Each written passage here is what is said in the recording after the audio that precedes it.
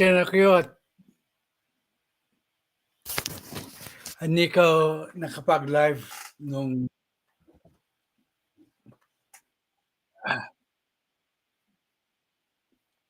July 4th kasi my mother-in-law died that day.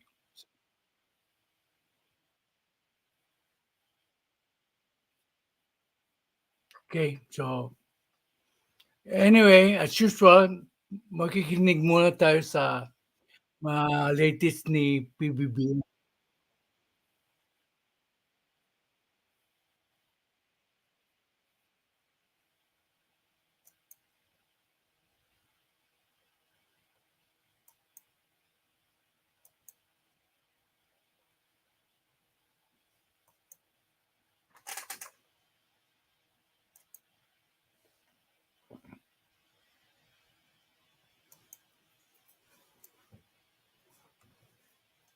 Good morning, sir. Good morning.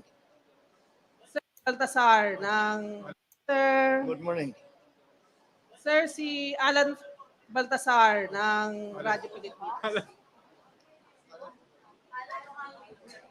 Alvin. Alvin pala. Sorry. Mr. President, magandang umaga po. Good morning. Sir, maganda po yung status ng production volume ng ating aquaculture base na rin sa datos ng PSA.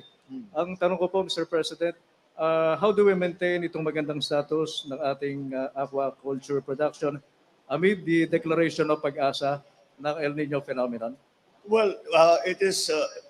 We have to adjust to it in the sense that we must resign ourselves to the fact that that is the new normal. Ganyan talaga magiging mga challenges na harapin natin. So we continue to improve the infrastructure. We continue to improve the systems.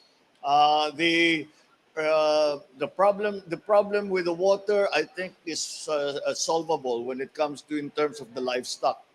Ang mahirapan sa crops, sa fisheries hindi gano, as you can imagine. So I think I'm confident that when it comes to livestock and the broilers, the hogs, and the cattle, if we continue to be able to fix the systems, and now of course ang pinakamalaking issue ay yung ASF pa rin at saka yung avian influenza. So dahan-dahan mukhang nakokontrol naman natin at nakikita natin magandang supply dito sa atin ngayon. Hindi naman masyadong magalaw yung presyo, medyo stable.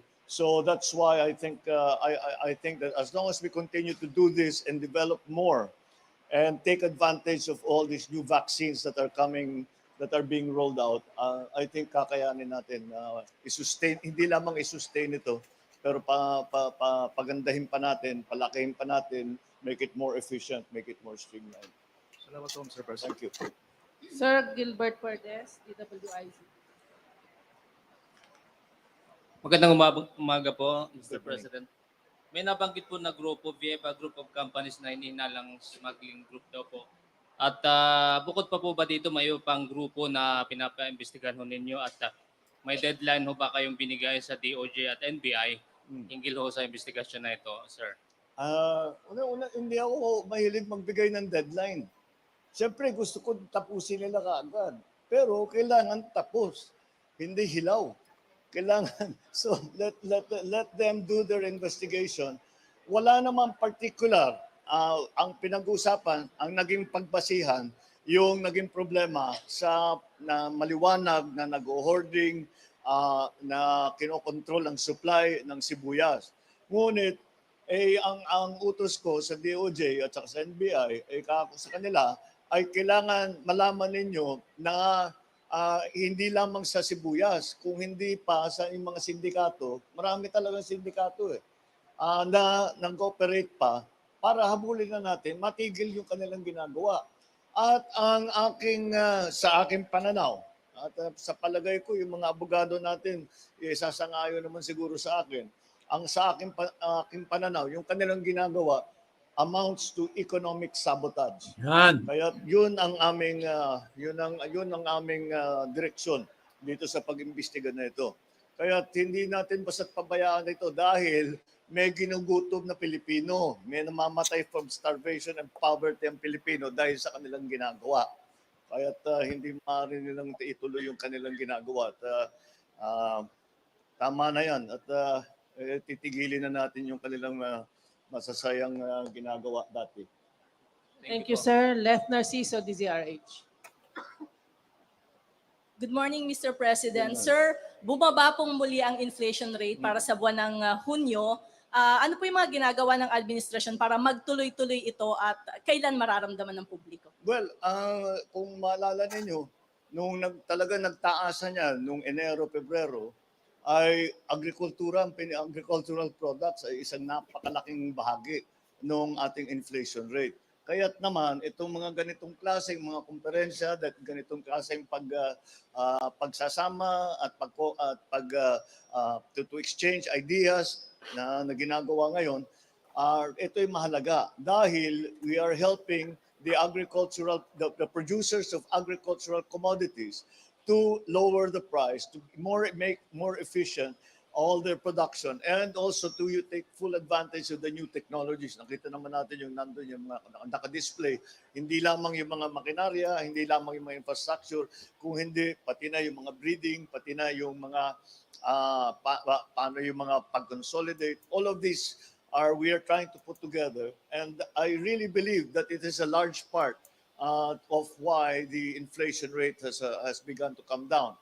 And if we like for sugar, for example, was a very, very high component of our inflation rate. Now that we have been able to stabilize the price of sugar by making a very clear schedule of importation, making a very clear schedule of assignment of the importation and where it goes to the industrial, if it goes to the to food. This is what we are. This is a kind of thing that is helping to bring down the inflation rate. That's why doing this, improving the technologies, helping our farmers, and at both ends of that value chain, there is an advantage because the farmers will make more money because they're spending less because they're more efficient. At the same time, that price level will translate all the way to the consumer na at least stable, and we can plan and we know exactly. We will try, of course, to continue to bring it down, but that requires our success in increasing our production, making it more efficient, and again, the value chain that I'm always talking about ad infinitum already. But it's really the answer. Thank you, Mr. President. Thank you, Malacanang Press Corps. Thank you. Sir. Magandang maga sa inyo. Thank you, Livestock 2023.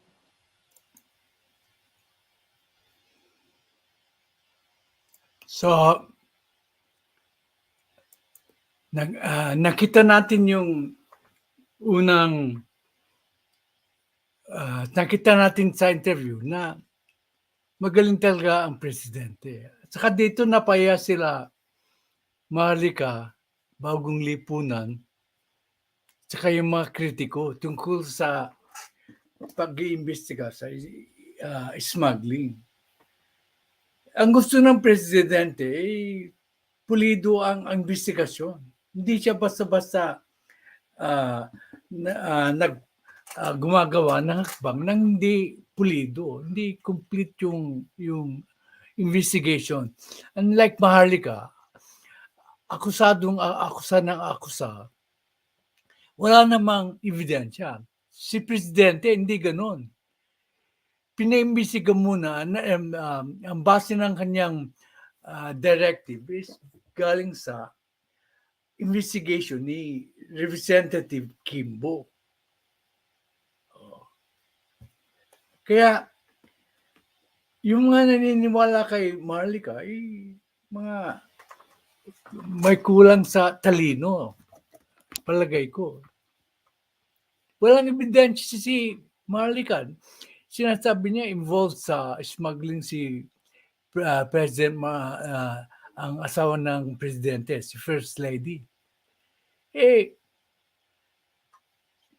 Kung involved si First Lady sa smuggling, iimbestigahan ba yan ni Presidente? Ngayon, malinaw na, pinaiimbestigahan niya. Sa pang factor, kaya kailangan pa rin natin si Presidente BBM sa Department of Agriculture para matutukan niya ang inflation. Kita mo yung mga reporter acknowledge yung the fact that the inflation rate went down. Kasi nandun siya sa agriculture. Sabi niya, ang major part ng inflation rate increase is because of the prices of agricultural products. Oh. Ngayon lang yung mga nagkriticize sa kanya sa pagiging agriculture secretary. And ngayon, nyo naintindihan na kailangan pa rin natin siya doon. Okay. Small comment lang yan sa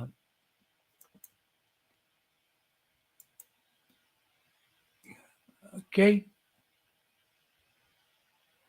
Pakinggan natin ang speech niya.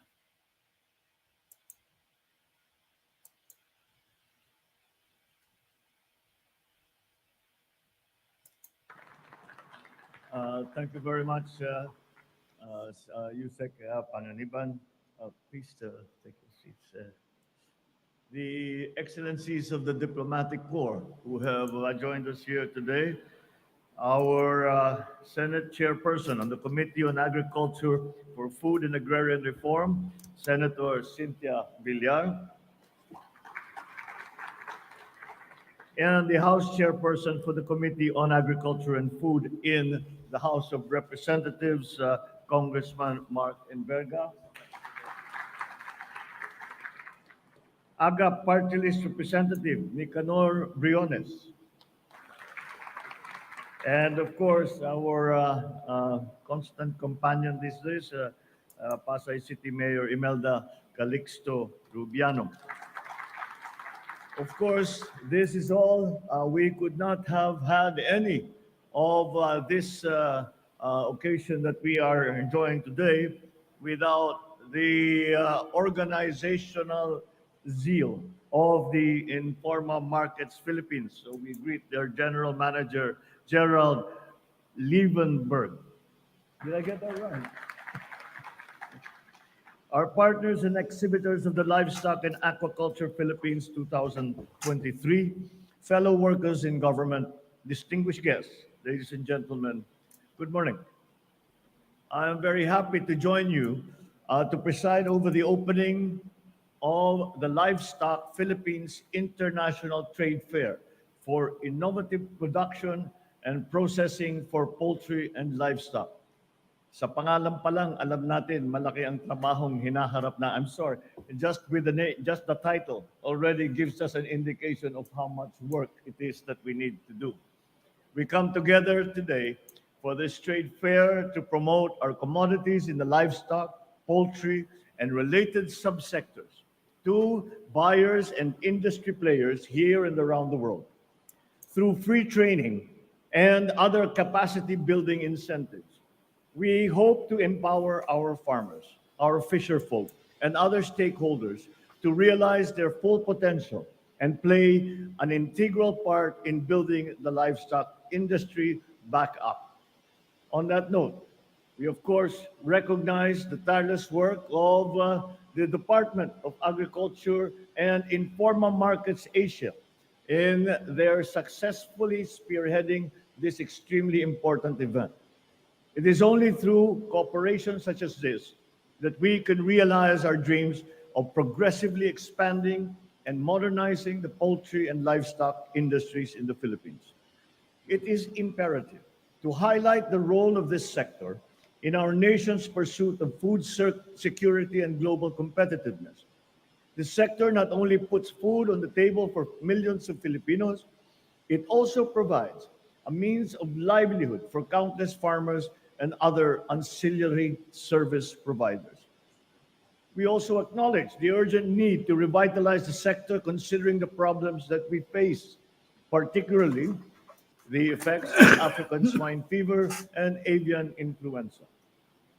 With the goal of detecting and preventing the spread of these diseases, we have implemented the Integrated National Swine Production Initiatives for Recovery and Expansion, also known as the INSPIRE program.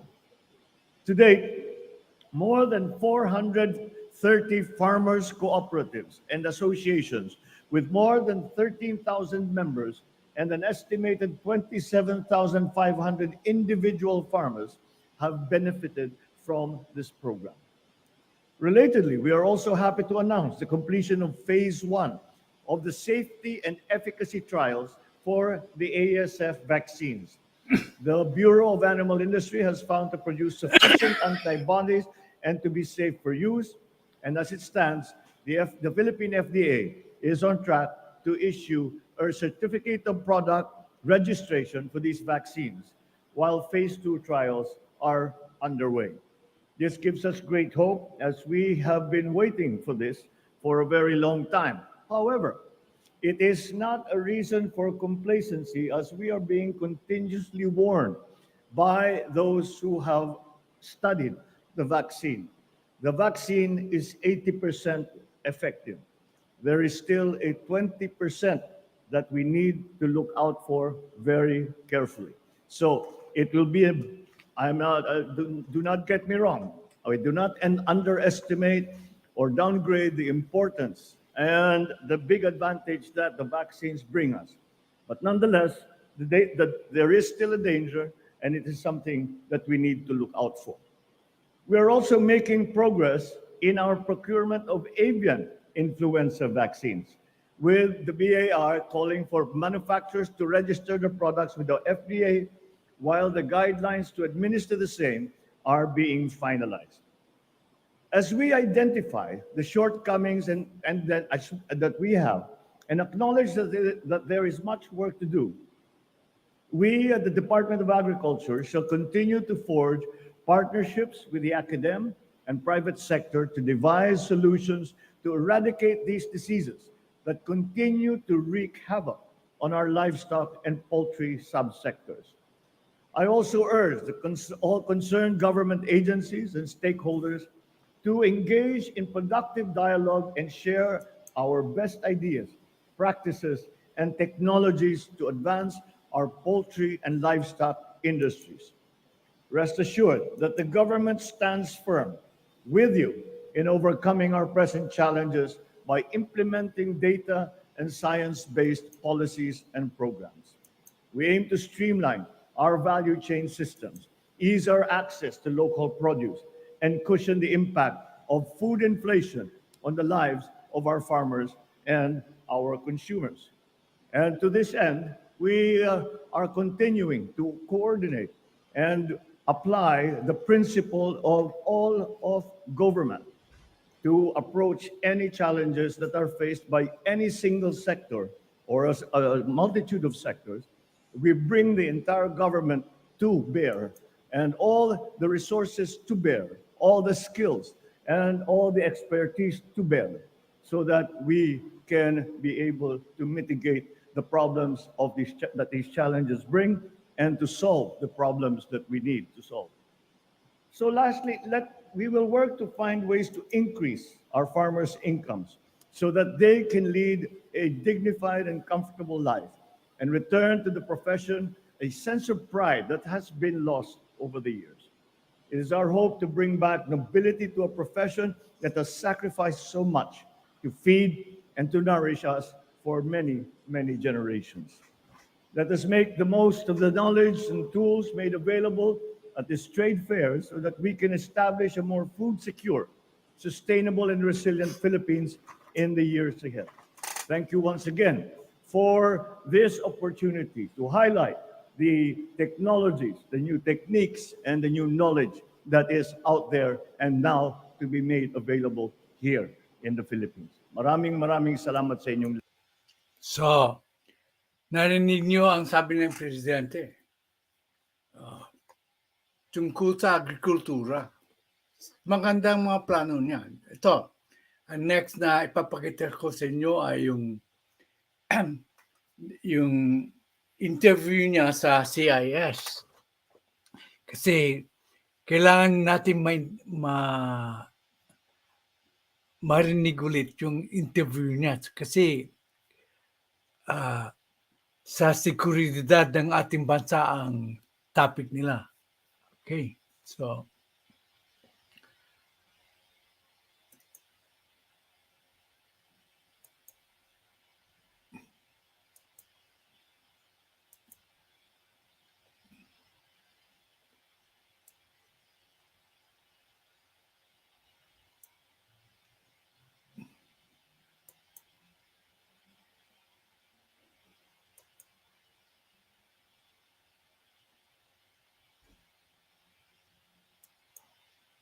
I reiterate what Dr. Hamry said earlier about just how impressive the last few days of engagements has been. I'm Gregory Polin. I direct the Southeast Asia program here at CSIS. I also run what we call the Asia Maritime Transparency Initiative focused on the South China Sea. So my interest in the Philippines has been long-standing on both fronts. And this is a real honor for us, especially after having so recently hosted Secretary of Foreign Affairs Manalo. Let me start with the alliance. So just yesterday, you visited the Pentagon. You were the first foreign leader to get full honors under the Biden administration at the Pentagon, and which I'm sure was no mistake. And then we saw the release of the new defense guidelines, the first ever bilateral defense guidelines, despite the fact that the Philippines is the oldest U.S. treaty ally in the region. It seems a pretty ambitious plan. When you look out 5 or 10 years, what does this more equal, more modern alliance look like to you? Well, it is one that is responsive to the challenges that we face, and that approaches and finds ways to solve those problems, those challenges, on a multidimensional basis. The relationship between the Philippines and the United States, although security and defense right now are top of mind, and security and defense are what we feel are the urgent issues that we must attend to. When asked about what is the most important part of the relationship between U.S. and the Philippines, is it the Mutual Defense Treaty? Is it the people-to-people relationship? And I cannot answer such a question because there are so many facets to our relationship. And what I see in the future is just developing all of those. So, from that alone, bago nakikita nyo na bago magdesisyon si PBBM, maraming factors.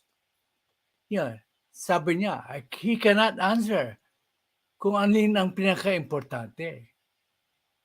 Kaya, ibig sabihin, malalim siya mag-isip. Hindi pa padalos-dalos. Hindi katulad ng iba dyan. Mayroon lang isang event, nagdedesisyon ka agad. Pero siya, tinitignan niya ang buong aspeto ng issue. So, narinig natin siya. Seeing as I mentioned, that we talk about security and defense. Security and defense can no longer be isolated as one issue. There are attendant and ancillary issues that help solve the problem, and that are part of the solution. And so again, we must really be looking towards for example, on the economic side, we must be looking to adjust our relationship, as we all are trying to adjust and to transform our economies. We must look to the new economy that is emerging from the post-pandemic world, and with the impacting forces of the war in the Ukraine. And those are some things. These are elements. These are issues that we never really had to deal before.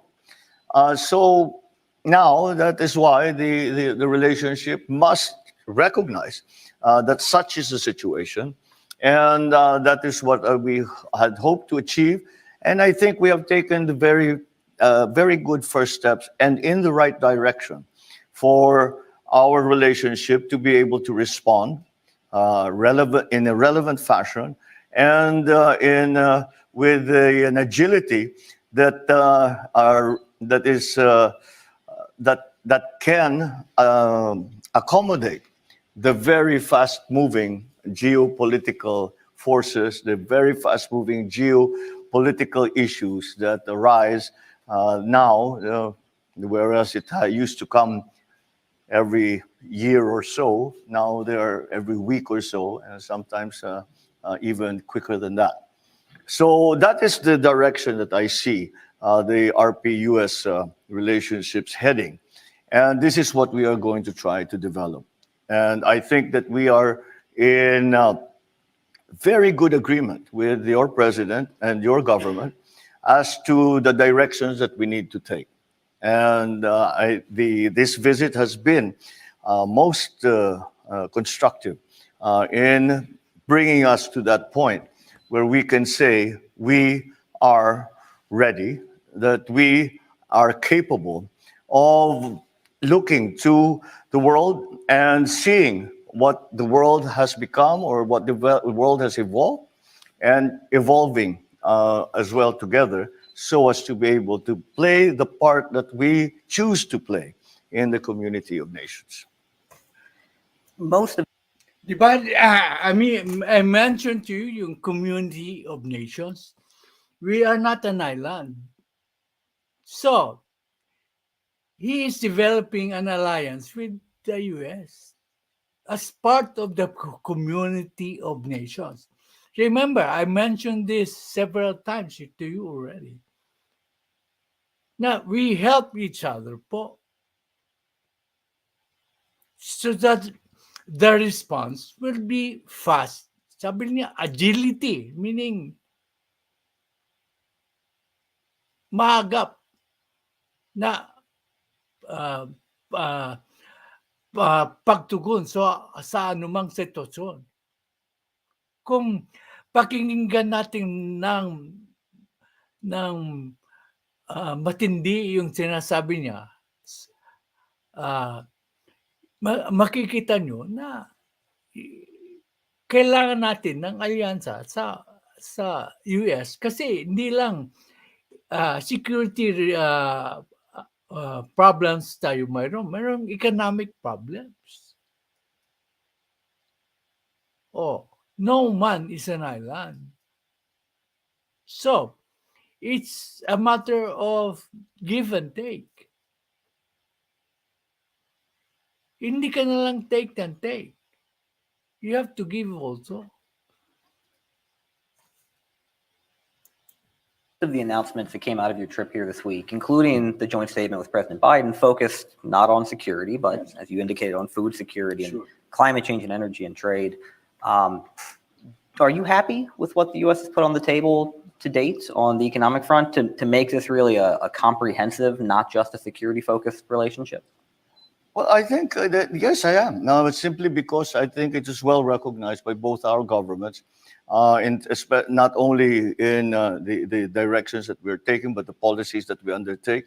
And for the part of the Philippines, even the new legislation that we have enacted, yes, we are attending to what can be considered to be the most critical areas. They may have, because of the situation in the geopolitical world right now, they may have begun or started with a focus on security and defense, but that was only a starting point. And from that starting point, the wide-ranging discussions that we have had, and the wide-ranging discussions that we have had have come up with some concrete proposals that now our governments will go away and study and try to find a consensus between our two governments on how to move forward.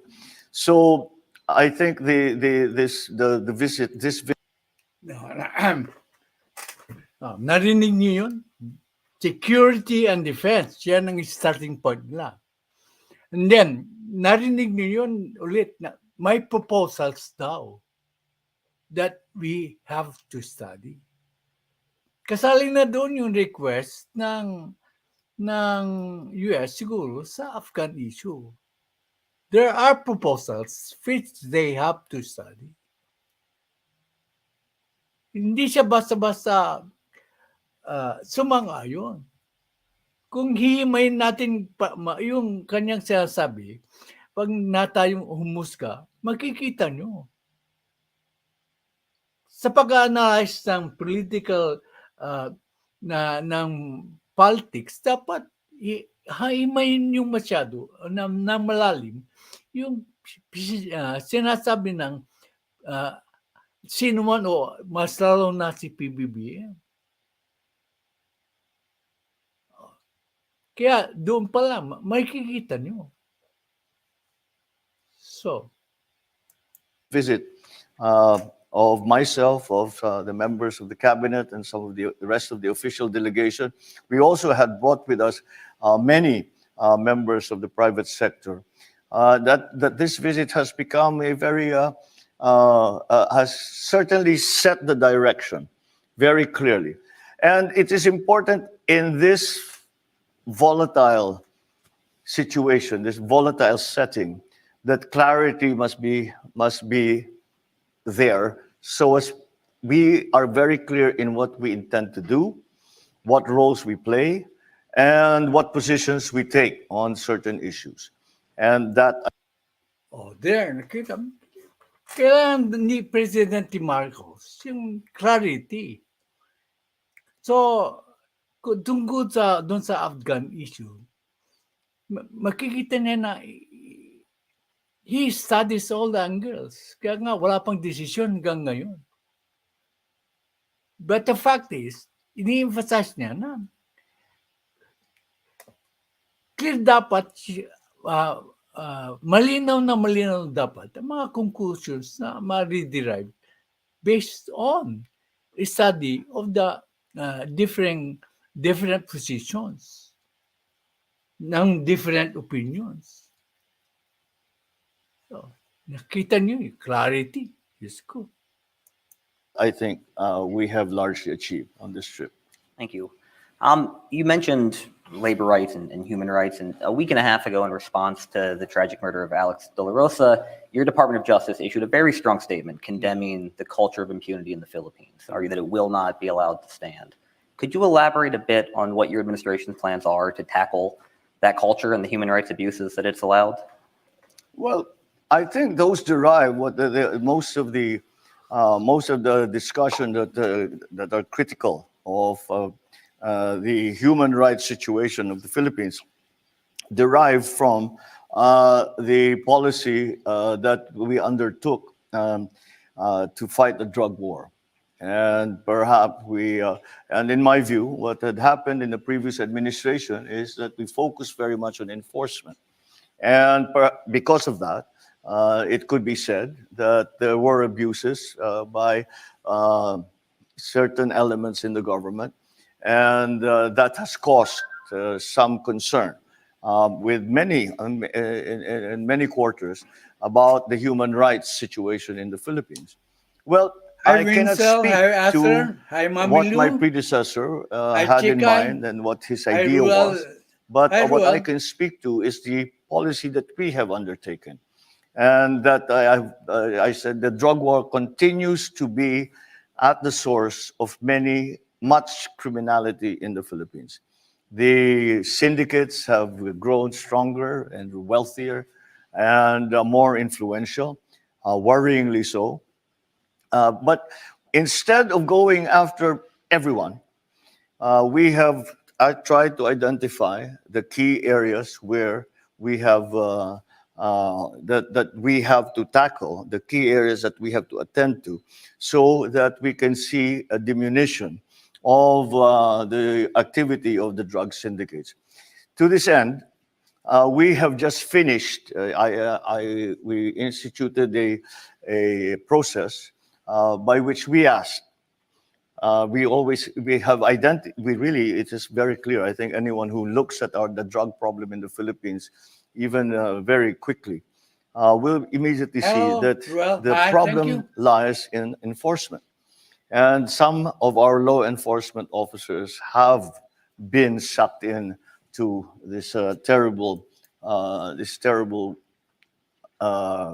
these terrible systems that have enriched themselves at the cost of the lives of many, especially our young people.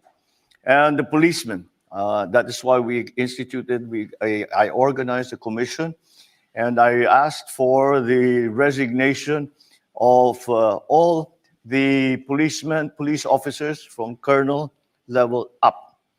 And we have received about, 917 resignations. And we are now in the process of looking through the records of these officers to see those that have had derogatory comments, those that have evidence against them. As of today, 2 of those very high-ranking, I think general rank, have already been removed been separated from the service. And there are still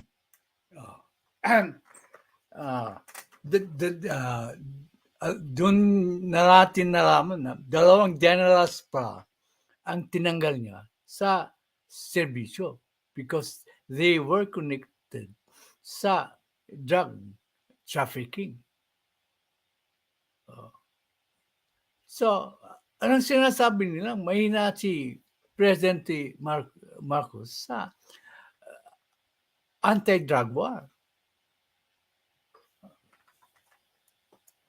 Over 30 cases that are being administratively investigated, and that will continue. And if anything is found that implicates any of them to be involved in any of these activities, then we will start to develop the cases against them, and in that way dismantle this terrible system that has grown up and has become such a cancer in our society that has gone all the way to the highest levels of government. So the change in policy, I believe, is much more focused. I always say that the previous administration focused on enforcement. We have taken enforcement as far as we can. Now it is time to look at actually going after dismantling these syndicates. And before that, we should also look at not the rehabilitation of those who have already fallen into this drug culture, which has destroyed their lives. Further back to that process is also a process of re-education, of explaining, especially to our young people, what the potential damage is to their lives should they be involved in this way, not only as users, not only as addicts, but also as dealers and operators of these syndicates. And so it is we are looking at the problem as a whole. We start with the errant policemen. We go back to the rehabilitation process for those who have unfortunately fallen into this addiction cycle, and for the young people in the country who have yet to, who I hope and we hope will never enter into that kind of lifestyle, to continue to educate and to give options to our young people, so that they are not tempted to indulge in these activities. Thank you. Now, before we turn to the online and in-person audience, I have one more question. We have to address the elephant in the room. China continues to harass Filipino mariners on a dangerous basis. Just last week, we had a near collision with the Philippine Coast Guard vessel in control, and China has been highly critical of your moves to deepen the alliance with the U.S.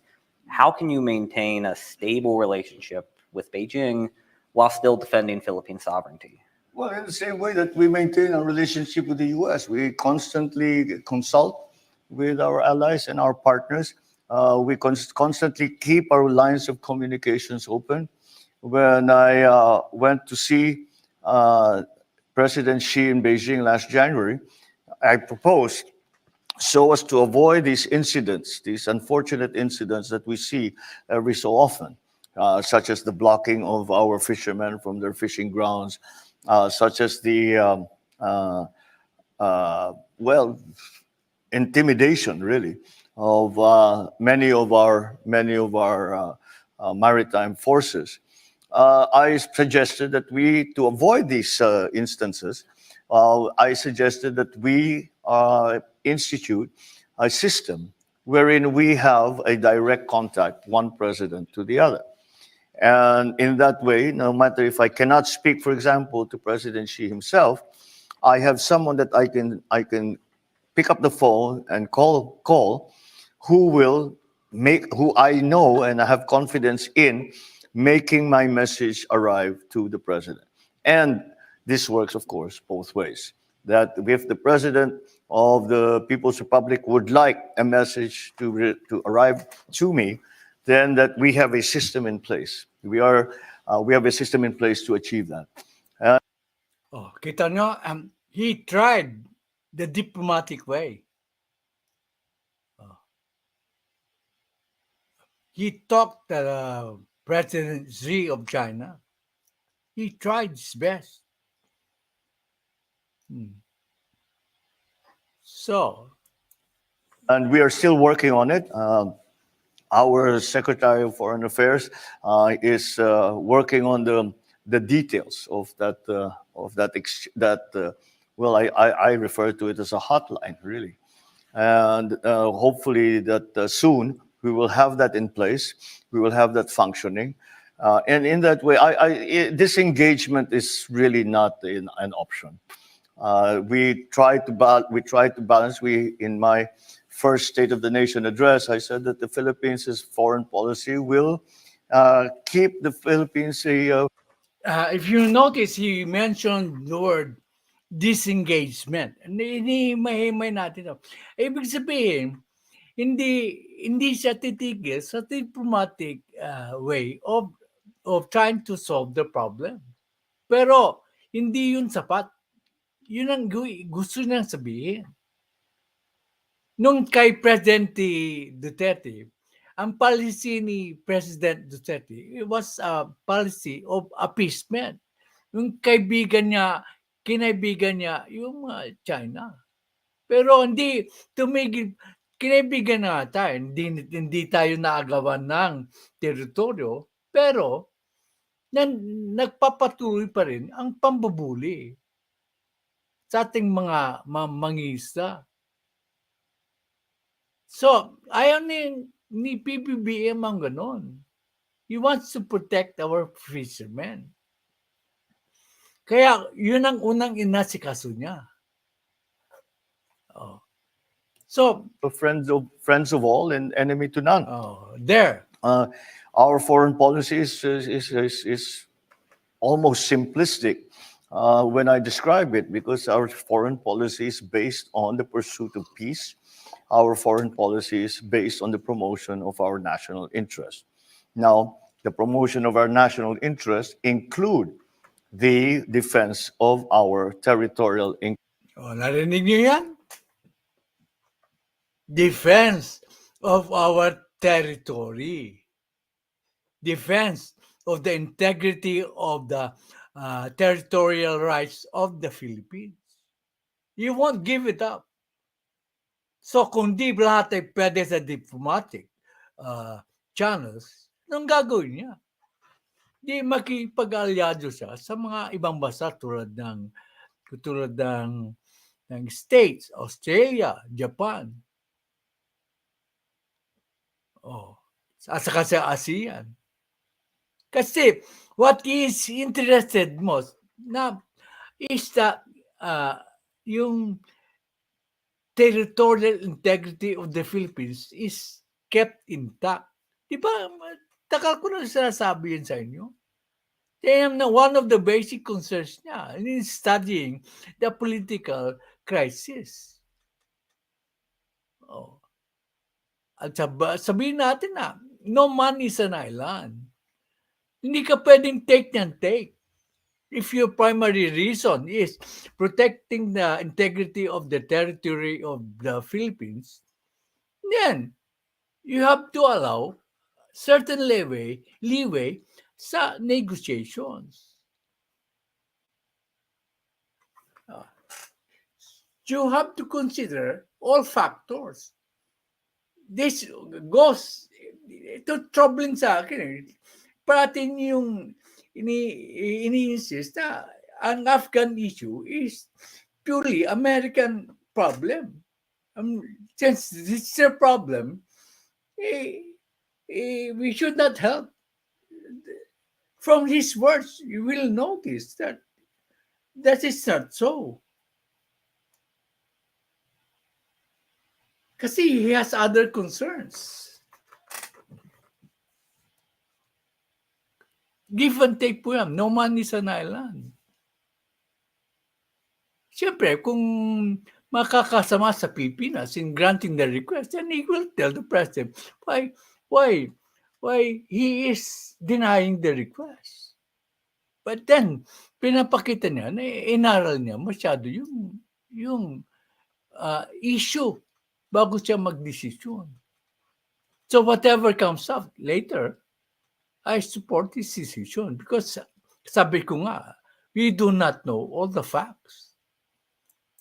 Integrity and of our sovereignty.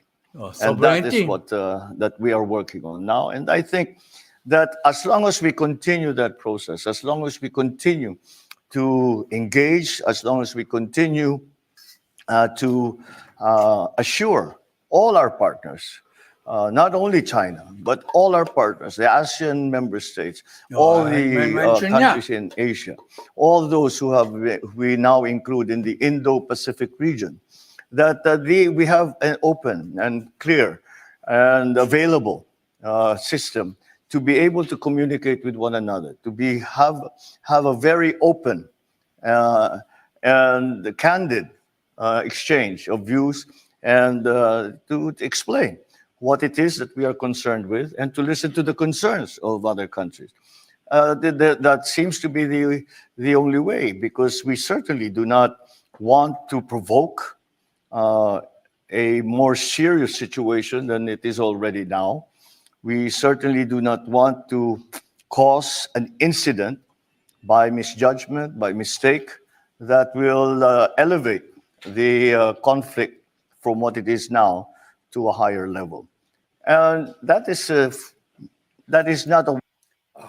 Ano yung conflict to be elevated to a higher level? Gera.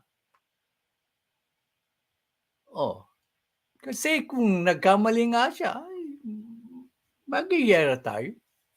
Pero ini-emphasize niya na the EDCA sites are not for offense. It's mainly for disaster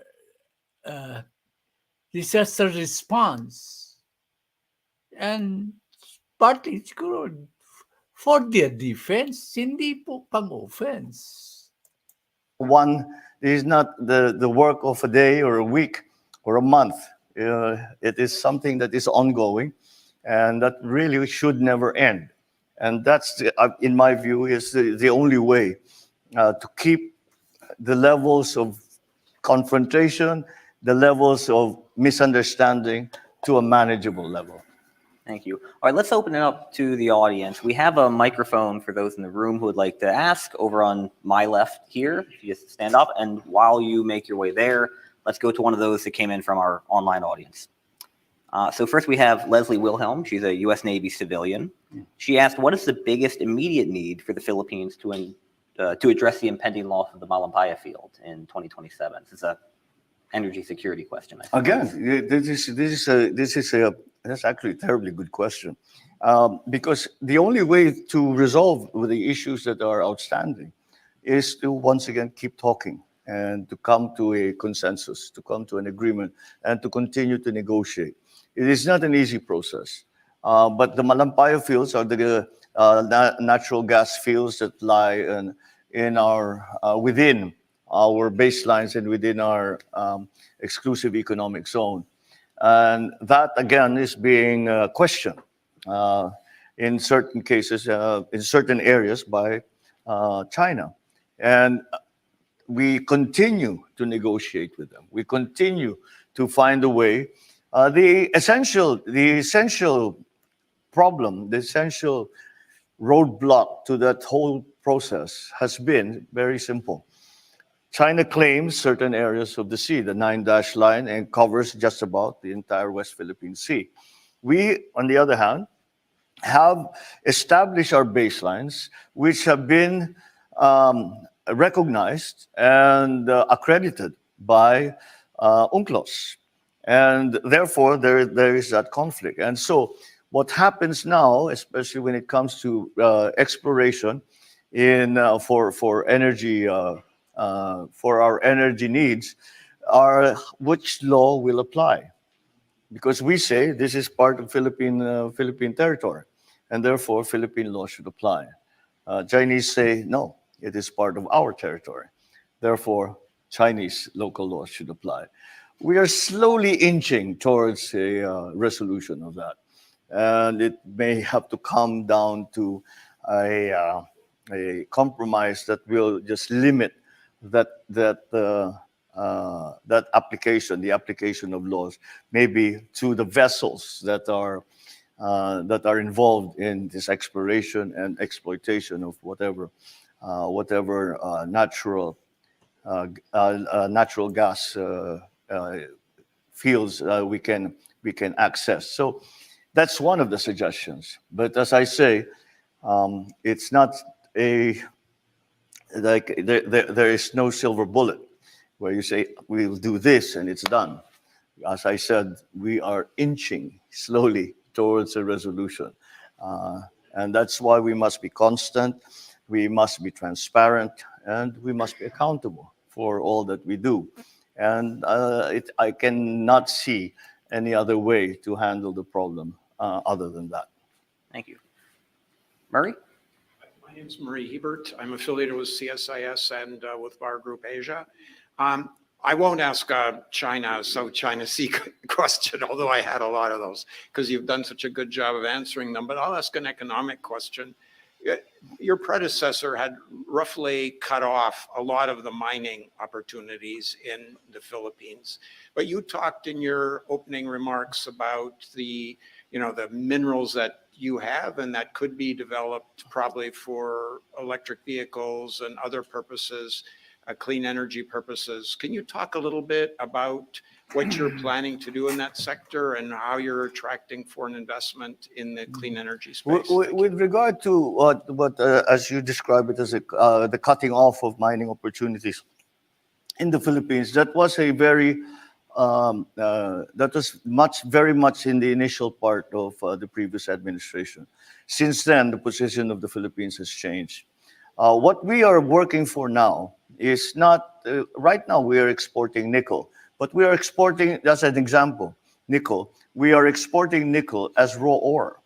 And that is probably the worst way to do business in terms of value added in our country. And so what we are working towards now is the processing and leaving the value added in the Philippines. And again, to go back to my previous example for nickel, we can process that into a finished product that we can now use. That's why battery technology and battery manufacturers become so attractive for us. And that's why I mentioned it more than once in my remarks, simply because we have available to us all the minerals that are necessary for the production of batteries. So that for me may be the ultimate end of what we are trying to do. But to do that, we have to be able to extract our copper, to extract our cobalt, to extract our nickel, and process it into a form that is useful as the raw material for further processing into batteries. So we are not yet at that point. If we were to initiate the businesses that we that we have been looking at in terms of battery production and all the other technologies that will help our renewable mix, renewable and fossil fuel mix.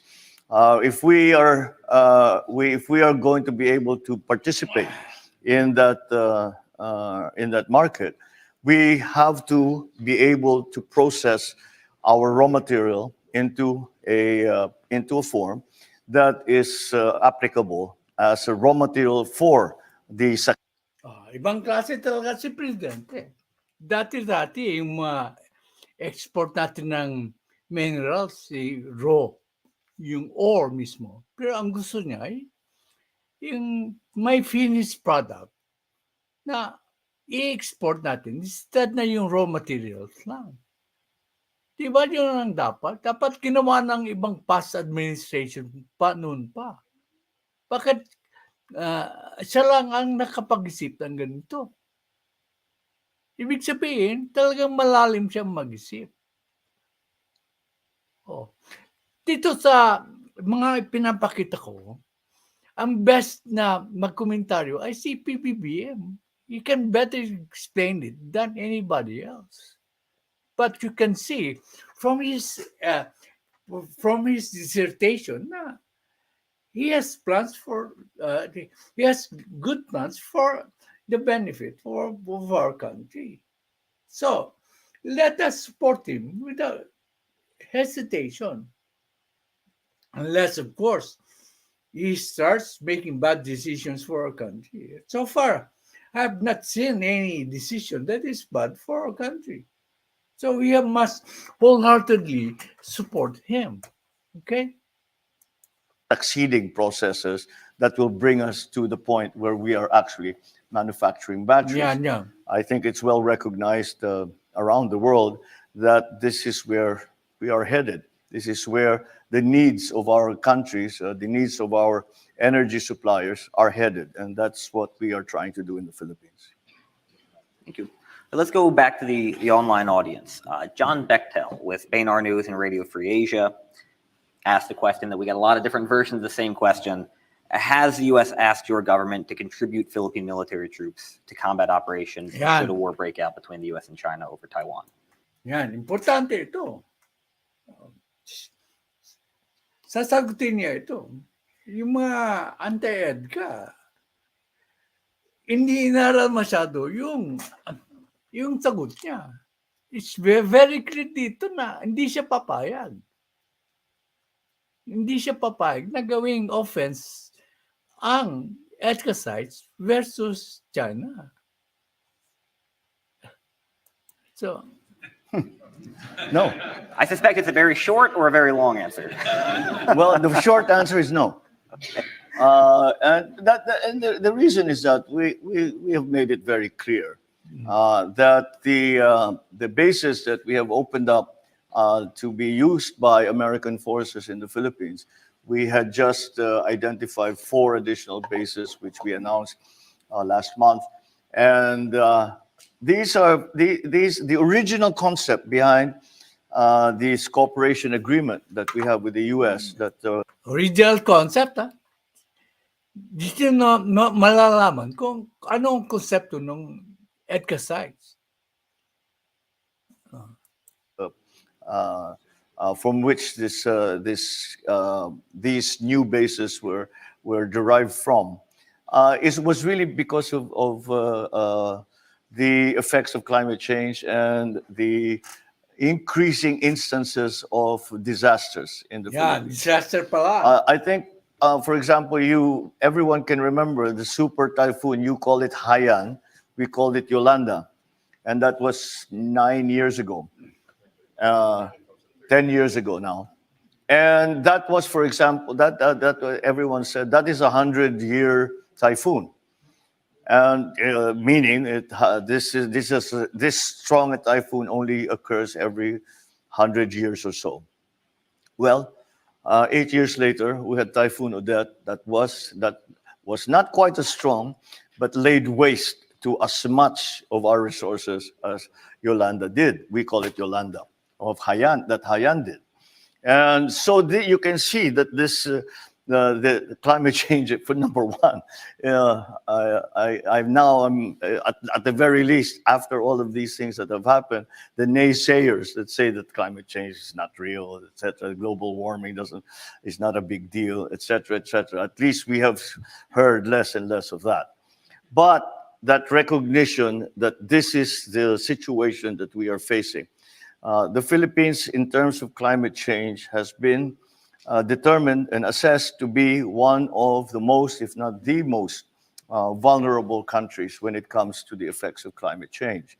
And that's what EDCA was for, because we always run to our partners, to the United States, to our Asian partners for help when these things happen, as indeed we do help when. So, tumatakbo tayo sa mga kalyado natin ng tulong. It's normal na tumulong ang mga magkakaalyado. Yun ang isipin natin. Kasi kung kailangan natin ng tulong, saan tayo tatakbo? Hindi yung mga kaalyado natin. Our Asian partners, our partners everywhere around the world have a problem such as this. And that is the exchange. And the EDCA sites were meant to be, conceptualized really to be the places that we could use so as to be able to provide quicker relief, quicker rescue, do a better job, in other words, of rehabilitating and reconstructing the damage that will be caused by these disasters. And that's really the basic premise of the EDCA sites. Now, with the increasing tensions, especially in the Taiwan Straits, then the military aspect and the security and defense aspect, to go back to the terminology we've been using, the security and defense aspect became part of that mission. And that's why it became sensitive. And that is why China has been terribly critical. But I do everything I can. The foreign minister of China just visited with me a couple of weeks ago, 3 weeks ago. And I told him and I assured him that no, these are not intended to be military bases to attack, to move against anyone, any country, not China, not any country. We have, again, let me return back to the simple concept of our foreign policy, and it is the continuing work that we would like to be involved in the pursuit of peace. And that continues to be the case. So I am, if should there be such an attempt to use the EDCA sites for offensive action, then that would be outside the parameters of what we had discussed and what the EDCA sites are in fact for. So, but to be fair, the United States has never brought up the possibility that. Malinaw hindi siya papayag na gamitin pang opensa ang EDCA sites. At saka, malinaw din na hindi yun po hiningi ng United States na pwedeng gamitin ang EDCA sites for offense. Malinaw na ang pagkasabi. We will use, that the United States will use the EDCA sites as staging areas for any offensive action against any country. And I think we are in lockstep with the US with that, and that they understand the concerns that the Philippines has and are sensitive to the reasons why we have those concerns. So again, to go back to the quick answer, no, the United States has never said that this is a possibility. And we have also made it clear from our end that we will, this is not the purpose of those sites, and this is not the way they will be used. So it's very clear na ho. So,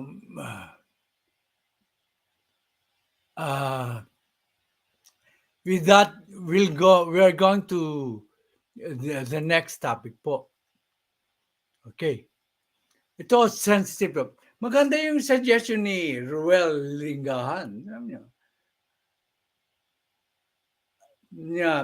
Hindi kaya posisyon na sa China panatiliin? Oo, pwedeng solusyon yan. Pero pabayag ba ang China? Kung papayag, okay, panatiliin, status quo, pero huwag na silang mambuli. Walang masama sa suggestion mo, Ruel. Kung papayag ang China, maganda ka yun eh. Everything is settled amicably. But one thing is clear from his viewpoint, si BBM. He tried all diplomatic means. Pero as he has seen, that's why lumapit siya sa United States na mayroon talagang problema sa South China Sea or West Philippine Sea. Kasi he wants to maintain the territorial integrity. So he needs a strong ally. Hindi lang po states ang lepitan niya. He went to Japan. Japan is willing to help in the defense of our country. Mayroon na ngang silang joint military exercise yata sa Japan and Australia. So, with these moves, China is a little bit wary of provoking the Philippines into a fight. Ganyan kausay po ang ating president. Iniisip lahat ng mga posibilidad. Okay. Pupunta po tayo sa mabigat na talakayan. So,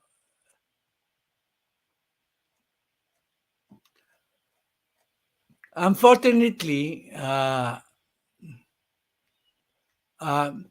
hindi lahat, I don't know what happened with my live stream. Naputol yung ibang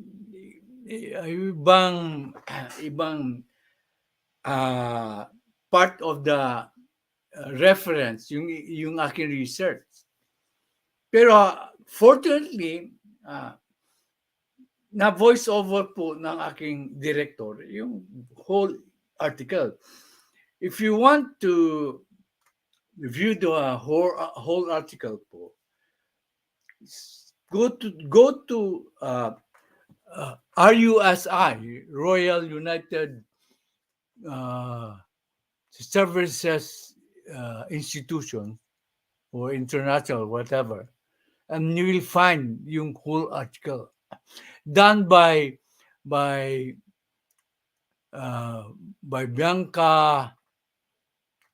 Bianka, I don't know, Bianka Venkataramani.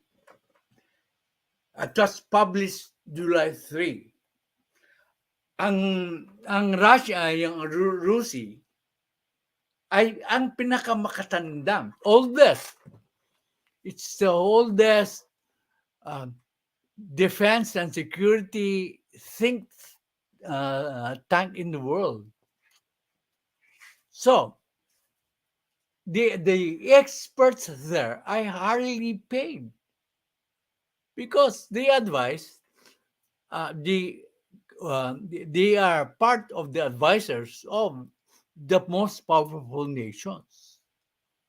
And you will see na halos parehas kami ng pananaw. So what I'm trying to tell you is backed up by the international experts. Hindi naman ako nagbubuhat ng sarili kong bangko. But that is That is what is coming up from her analysis. She is a project officer sa international security, si Bianca. Okay, please play. Royal United Services Institute, London, England. Commentary. Setting a new course. Philippine security policy under Bongbong Marcos by Bianka Venkataramani. Project Manager, International Security, July 3, 2023.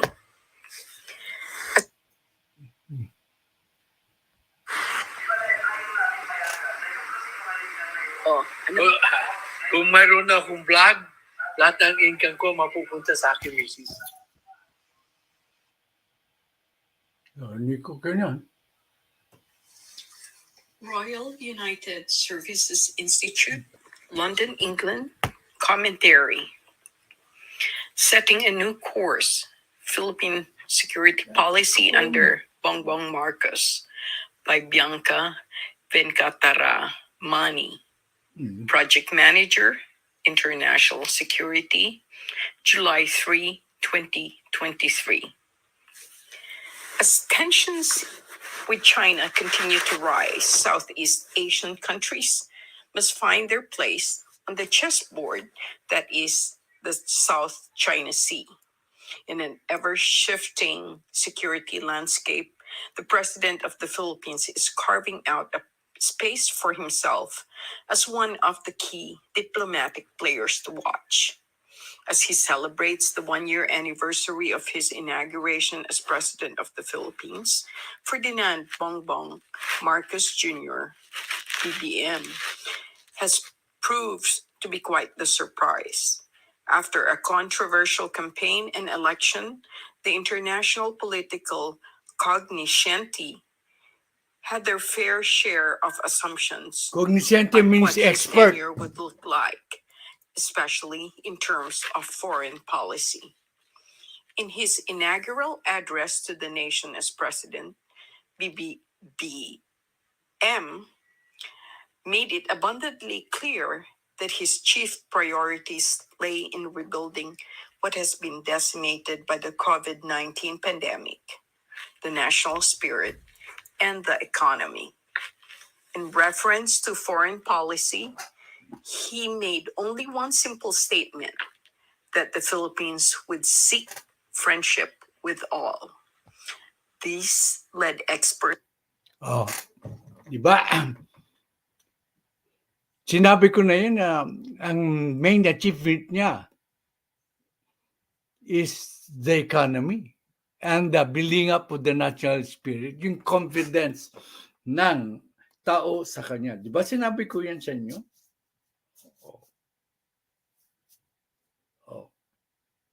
Pero sinabi ko rin na friends to all, enemies to none is the most important part of his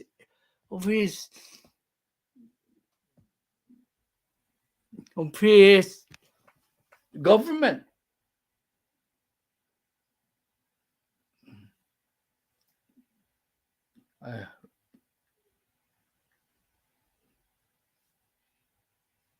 To believe that his foreign policy moves would be passive and unreactive, following neatly on his predecessor.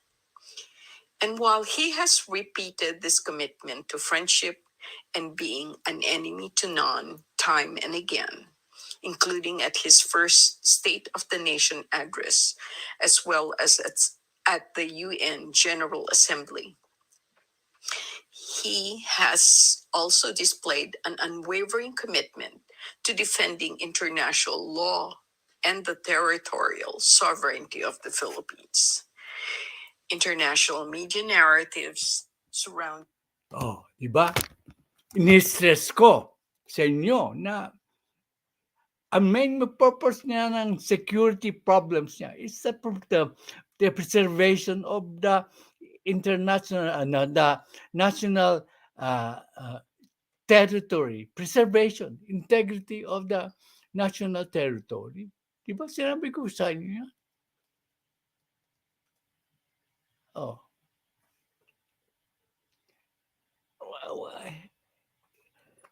Expert na po ito nagsasabi.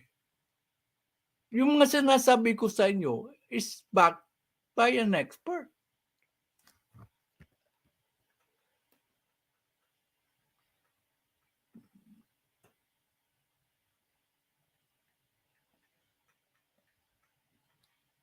Pagpatuloy po natin. His foreign policy moves have been framed largely around the US-China dichotomy, a stark reminder that the Philippines sits for this reason. Dichotomy, ibig sabihin, two opposing positions po. Dichotomy. Mayroon diyang definition ng dichotomy yung cognoscente. Yung cognoscente po yung mga experts. Yung dichotomy, yung two opposing positions. Tulad dito sa channel ko, may mga opposing positions po. Pero we discussed it very intelligently and civilly. So, patuloy natin.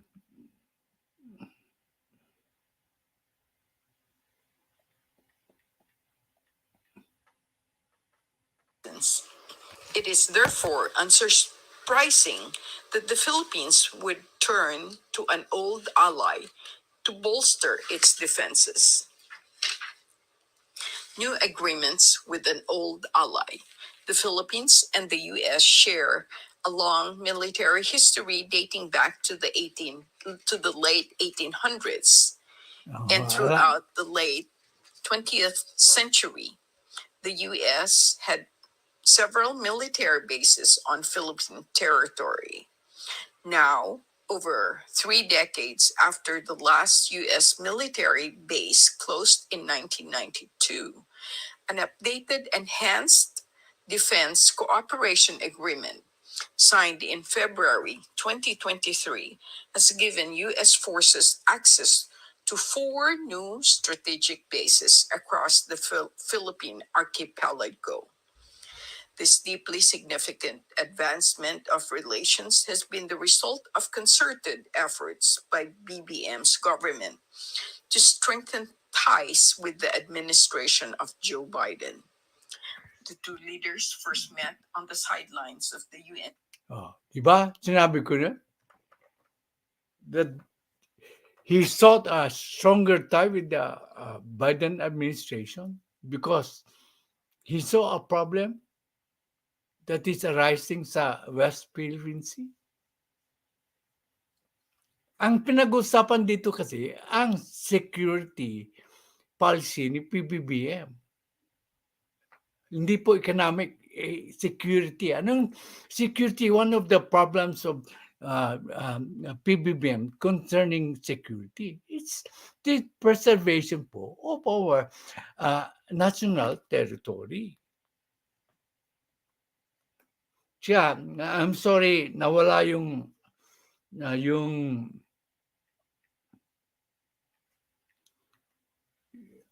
so General Assembly in November 2022, and diplomatic talks culminated in a state visit to the US by BBM in May of this year.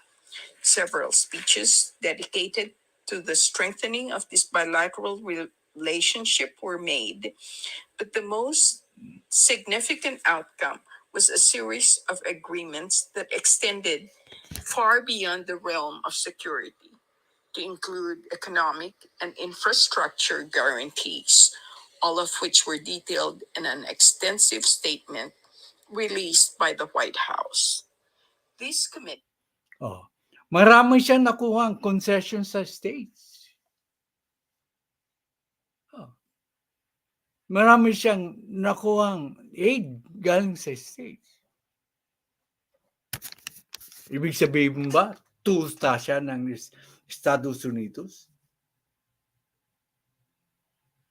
Marami siya na, hindi ba niya dahil ginawa yung mga para sa kapakanan ng ating kapwa Pilipino at sa kapakanan ng bansa? So wala pang paltos yung mga sinasabi ko. Nakikita niyo. Hindi pa pumapaltos yung sinasabi ko sa inyo. Kaya nagtataka ako.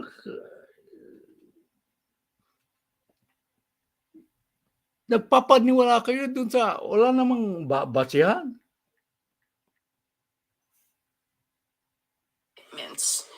Indicate greater involvement of the U.S. in Philippine growth and development, as well as security infrastructure over the next several years. Oh. Well, this has helped boost the ability of the Philippines to defend itself against China's influence. Oh, yun. At home. Narinig niyo yun? Expert analysis po. Di ba sinasabi ko sa inyo noon, it helped bolster the capacity of the Philippines to defend against the bullying of the Chinese. Oh. Diba? Hindi po ako nagsisalita. Expert po yan ng world's long oldest defense and security think tank. Yung mga think tank po, it's just a group of people who are so intelligent and experts in their field.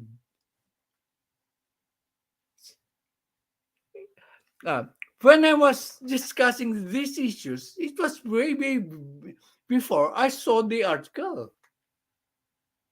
Again, I want you to, because the whole text po, ng article ay naputol. I don't know what happened to the live stream comment section, naputol. But you can see it in Google. You Google RUSI or Google Pbbm'S latest news. Sa mapapansin nyo, there is that the text of this issue. So what I've been telling you all along has been backed up. Ulitin ko, by an international expert. Hindi po basta it came out from my mind na ganito yung aking pananaw. Because I studied based on research, yung mga tulad ng yung mga interviews ni Pbbm. You cannot be a good political analyst if you do not do research. Karamihan dito sa ating mga bloggers, hindi po nagre-research. Kung ano ang hihip ng hangin, yun ang sinasabi nila. Kaya naski ang popular po yung aking mga position, they are backed by a careful study and analysis of that particular case. Mamaya, tatalakayin ko yung case against Sara Duterte concerned the procurement of PPE, plant property and equipment, from the viewpoint of an accountant po. Stay tuned after the discussion nitong security policy of Pbbm.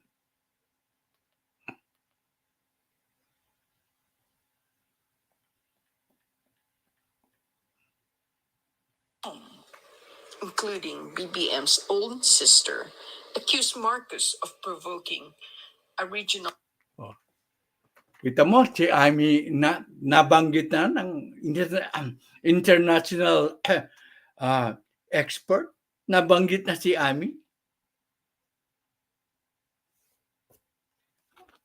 So, meaning, hindi ko na lang masyadong bambanatan si Amy. Pero you can see that even the international expert hindi na sinabi na mali yung posisyon niya. But that is the implication. Because they agree with PBBM.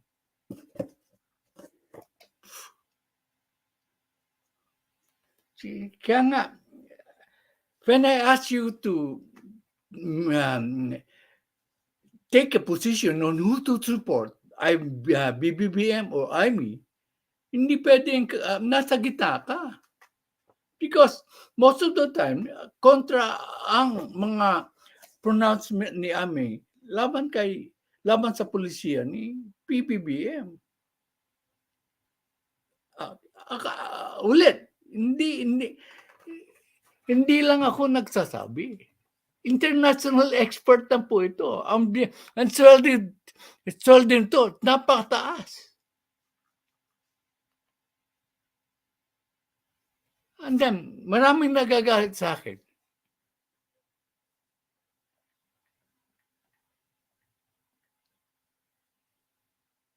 Conflict and making the Philippines an even greater target for China's aggression.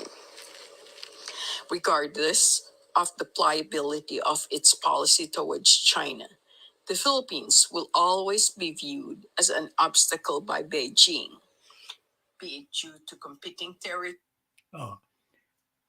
Maski anong gawin nga, sabi nga yun ang sinasabi ko.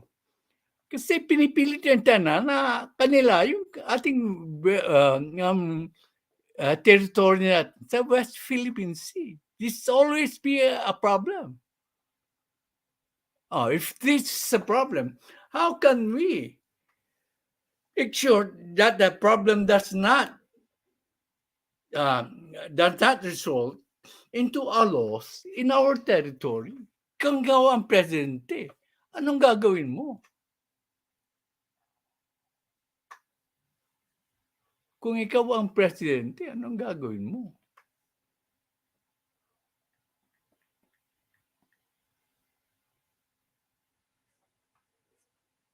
Territorial claims or control over disputed waters. Therefore, the Philippine government has made collaboration a keystone of its foreign policy. Like-minded partners. Collaboration. Hindi kaya ng ating bansa na labanan ang China. So anong solusyon? Collaboration with the United States, like-minded allies like Japan.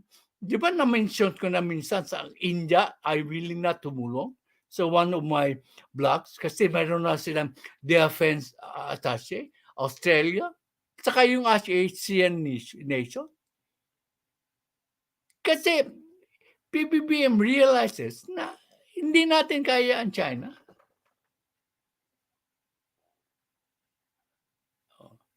Kita nyo, ngayon, nambubuli na bang masyado ang China?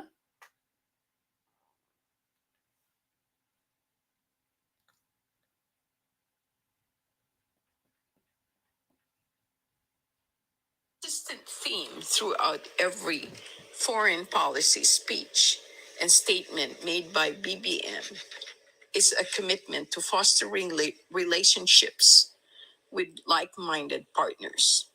That the U.S. has been one of the first and most significant of these relationships does not detract from the fact that the Philippines is positioning itself as the strategic player in Southeast Asia, forming security alliances across the Indo-Pacific.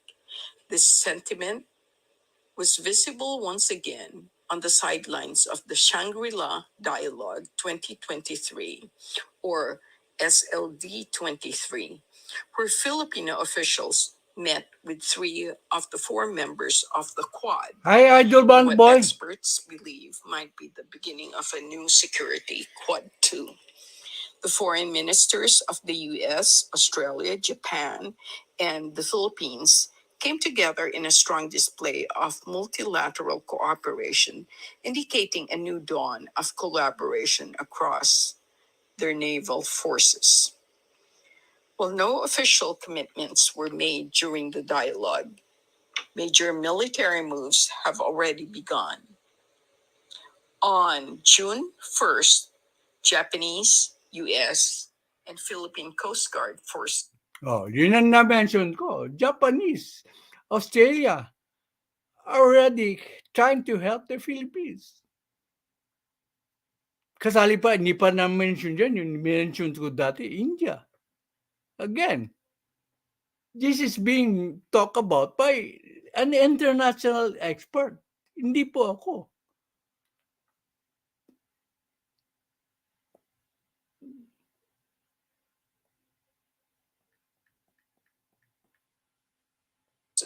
began joint drills off the coast of Bataan in the Philippines, notably in the northern part of the country in the direction of Taiwan and Spratly Islands.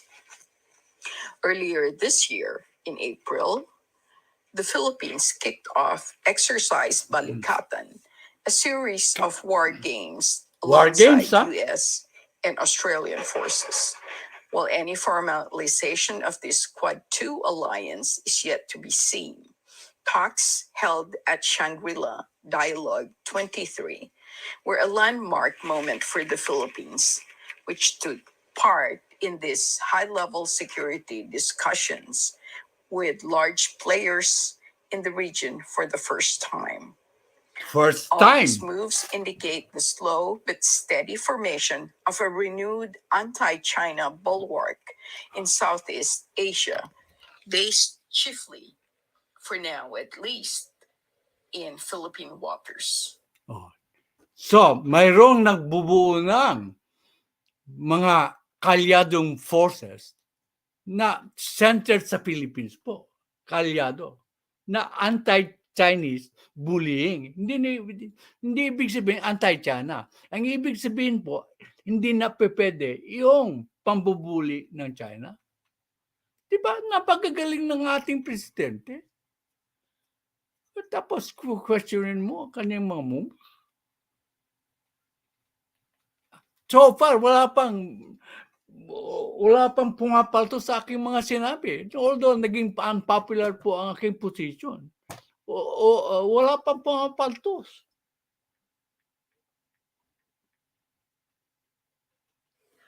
As Western powers begin to look east for regional partners to address growing security concerns, exemplified by the UK and its Indo-Pacific tilt in the recently refreshed integrated review. It is clear that the region has emerged as the most significant potential theater for conflict in the 21st century, a theater in which the Philippines is slowly maneuvering itself to be a key player, with its commitment to diplomatic solutions and the maintenance of the rules-based international order. It will be one of the major voices to listen out for in years to come, or so BBM intends. BBM is headed into the next 5 years of his presidency on a steady global footing. And while we cannot hope to predict what they will bring, we can be certain that his policies will be anything but passive.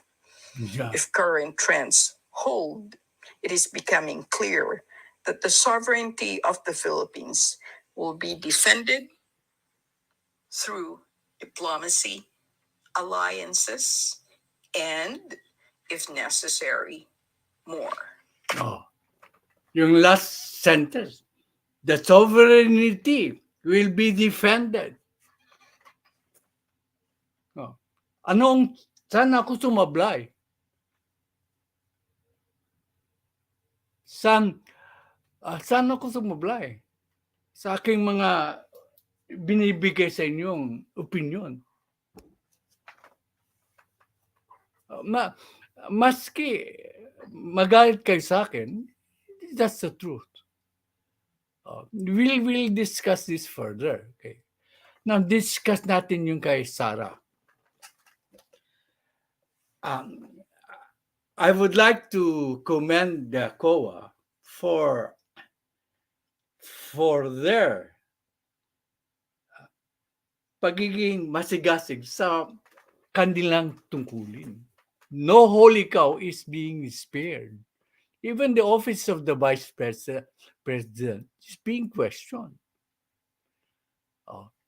From the perspective po ng accountant, I will explain to you ang report. Okay. Kaya, dahan-dahan tayo sa pag-aakusa na korap na kagad yung si Vice President Sara. Okay. Di ba, in-explain ko sa inyo noon na there are three kinds of opinions. Huwag niyo sabihin, hindi ko in-explain sa inyo. One, unqualified. Yung perfecto, halos perfecto. One, second is qualified. Medyo may konting aberya. And third is the adverse opinion po. Yung may mga vloggers na ngayon, umatake na kay Sarah. Based on the report of COA, I do not blame them because that's their first impression, being non-accountants po. But if you are an accountant, you will see that the report is basically the qualified opinion po. Diba sinabi ko sa kanyo na qualified opinion is mayroong isang bagay siguro sa polisiya o sa procedure which doesn't make the report perfect. From the standpoint po ng accountant. I taught accounting for quite a long time. Now, in the report, they did say that there was a corruption involved in securing the PPE, plant property and equipment. Kasi ganito ang nangyari. Nung kaumpisa pa lang ng term ni Vice President, she wanted to establish yung mga satellite offices. So, may marunong siyang in-appoint. Alam nga naman yung mga tao doon, mag-opisina na walang kasangkapan pati desk, plant, property and equipment, property po and equipment. Alam nga, wala silang typewriter o computers. Kailangan yun. Ngayon,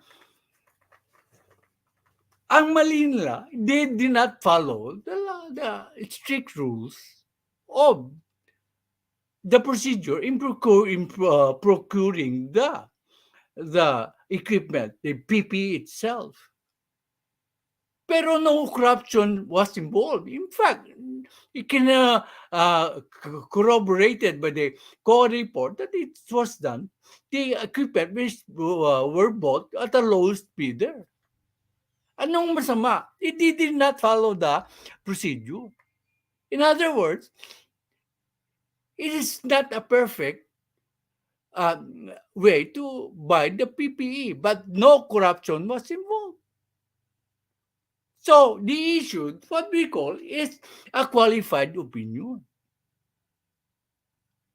So let this be a lesson to the office of the Vice President. But I would like to stress again that no corruption was involved. Only the procedure. Yung ibang bloggers yan ay work with to advance the theory that kaaga-aga daw ay nagiging corrupt na po si Vice President Sara Duterte. You know, minsan binabanatan ko rin si Sara. But let us be fair. Hindi Hindi lahat, halimbawa, the officer in Dagupan bought the property from the fund of the officers. Ibig sabihin, machicheck kagad ni Vice President Sara Duterte ang sitwasyon na gano'n. Makikumput siya sa pangungurap. So, ingat-ingat lang tayo. Baka mangyari niyan. Ganun din ang what our viewers will ask of us to be more transparent. Okay, may pagkakamali ang office ng Vice President, pero ang pagkakamali ay nasa officers of the individual satellite offices because they were not able to follow the strict procedure. So, let us be a lesson sa kay Vice President not to rush any decision. Tama. Unlike, so mabalik tayo kay President BBM. Tungkol sa issue ni Maharlika at sa mga smuggling, nag-aantay lang pala si Presidente ng complete investigation by the Congress. Inalam niya muna kasi it's also unfortunate pag mag-akusa ka nang without proper evidence.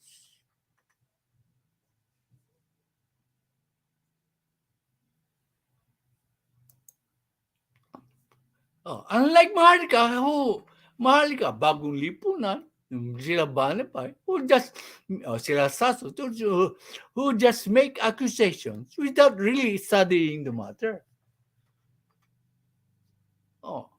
Ulitin ko, matagal na tiniis ng Presidente yung mga akusasyon ni Maharlika, bagong lipunan mo. They accused the First Lady of being involved in the smuggling of onions. It turns out that yung price